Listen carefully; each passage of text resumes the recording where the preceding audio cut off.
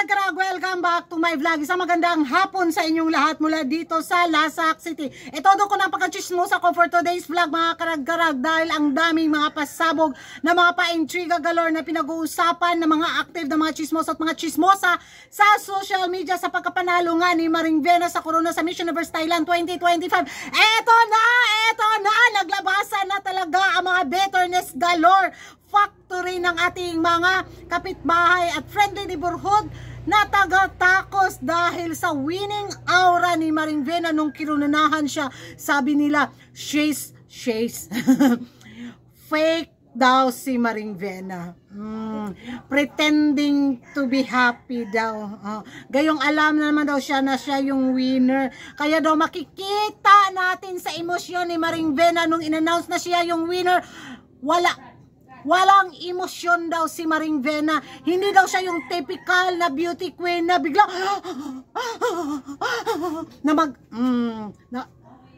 kalmado daw si Maring Vena kasi alam daw niya na siya talaga yung maging winner. Para daw kinausap na siya ni Uncle ba. Yun yung mga theory na mga taga-takos na hater ni Maring Vena.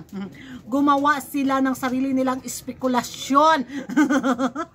Maloka ako talaga nung siguro hinintay talaga nila na umiyak si Maring Vena na umagos ng isang tulinadang luha mula sa kanyang mga mata ba nung tinawag bitaw siyang winner. But sad to say, biglang parang pinigilan ni Maring Vena na umiyak, 'di ba? Parang kinimkim niya talaga sa looban na kailangan maganda ako, kailangan kalmado ako. Kaya yung emosyon niya is natural lang. Para bang so ang in-expect talaga ng mga taga-takos is maglumpasay si Maring Vena sa hagulgul ng iyak. Kasi nga 4th time na siyang sumali sa Miss Universe Thailand pageant at ito daw talaga yung inaasam ni Maring Vena. So ang inaasahan talaga nila is grabe talaga yung maging emosyon ni Maring Vena, kaso hindi binigay ni Maring Vena ang emosyon na yun. Kaya nanggigigil factory sila mga karag-karag.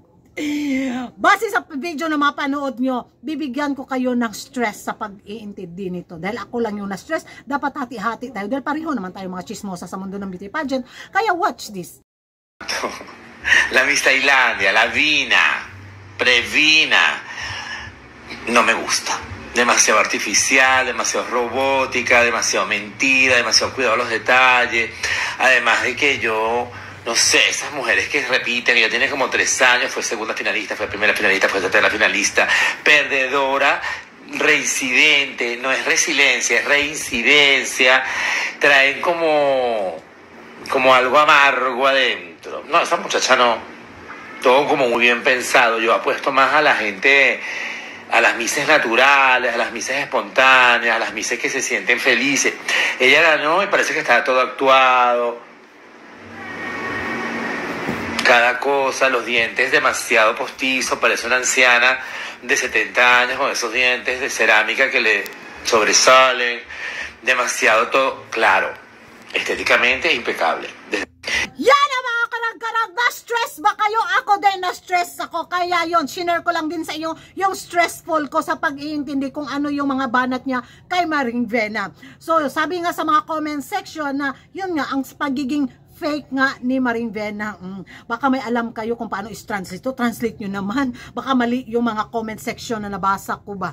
Pero base nga sa kanila mga diskusyonan, sa kanila mga opinion doon, sa kanila mga chismisan, ay nako, she's fake.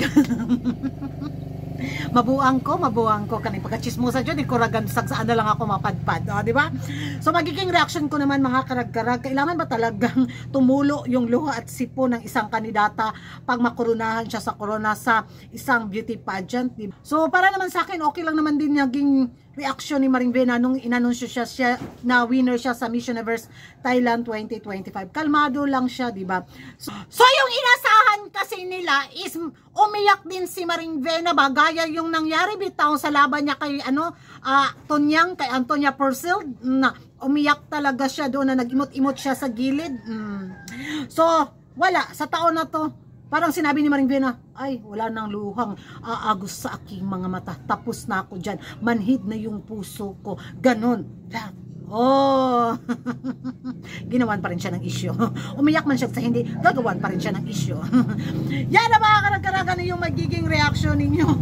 Mag-ingay tayo sa comment section at kung hindi ka pa nakapag-subscribe sa YouTube channel ko, don't forget to like and subscribe. Karag-karag ang babaeng lagi nagkarag-karag, and hit the notification bell para updated kayo sa mga latest kaganapan at late na intriga sa mundo ng beauty pageant. I'm very energetic today dahil hindi umiyak si Marimven. Bye-bye.